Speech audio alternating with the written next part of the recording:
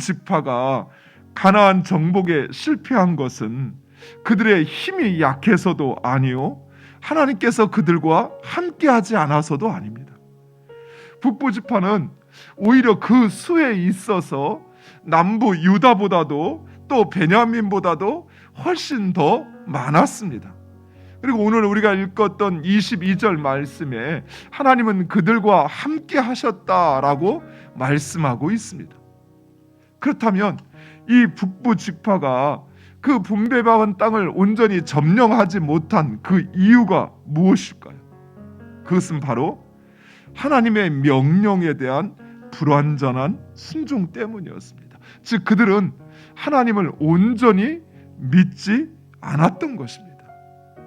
사랑하는 성도 여러분, 우리가 하나님을 믿는다라고 하는 것은 단순히 그 하나님의 존재를 인정하는 것이 아니라 하나님의 말씀이 진리임을 알고 그리고 그 말씀을 따라 사는 것입니다.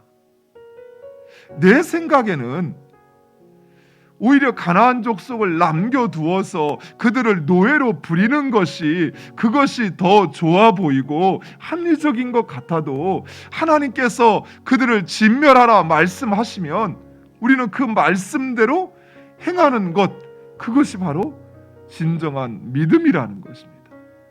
자신의 생각에는 하나님의 말씀보다는 자신의 계획이 또 자신의 판단이 더 옳아 보였는데 오히려 그 판단에 의한 선택이 결국은 그들을 더 비참하게 만들었던 것이에요. 사랑하는 성도 여러분, 우리의 신앙생활 역시 마찬가지입니다. 예수 그리스도께서 십자가와 부활을 통해 사탄 권세를 이기셨습니다. 또한 우리의 죄의 값을 지불하시어서 우리를 하나님의 자녀 삼아 주셨습니다. 따라서 사탄은 더 이상 이제 우리를 주장할 수 없습니다. 그러나 사탄은 이제 자신의 때가 얼마 남지 않은 것을 알고 우리를 직접 해할 수는 없으나 자신의 졸개들을 통해서 우리를 박해하고 우리를 또 세상의 것을 통해서 우리를 유혹하고 시험하여 우리 스스로 넘어지게 하는 것이에요. 즉 예수님께서 십자가에서 죽으시고 부활하심으로 말미암아 사탄은 이제 우리를 직접 해할 수 없습니다. 우리에게 유혹의 손길을 내밀 수는 있어도 그러나 우리가 원치 않는 그 죄와 또 그 불순종의 길을 가게 할 수 없다라는 것입니다.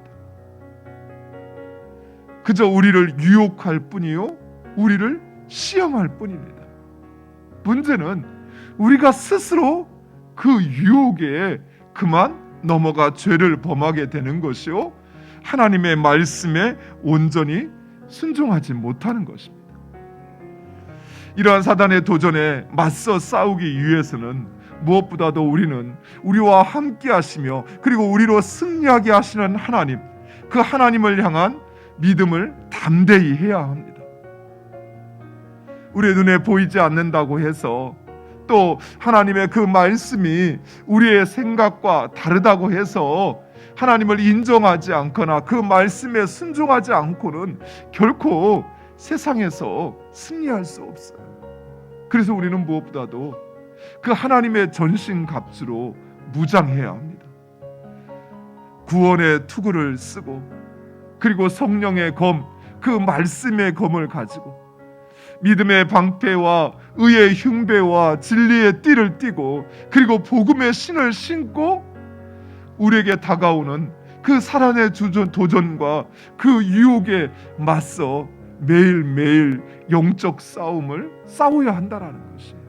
사랑하는 성도 여러분, 오직 하나님의 말씀, 이제는 그 말씀을 내 삶의 원리로 삼고 그 말씀에 온전히 순종하겠다는 그 결단과 믿음으로 나아가는 여러분 되시기를 간절히 축원드립니다.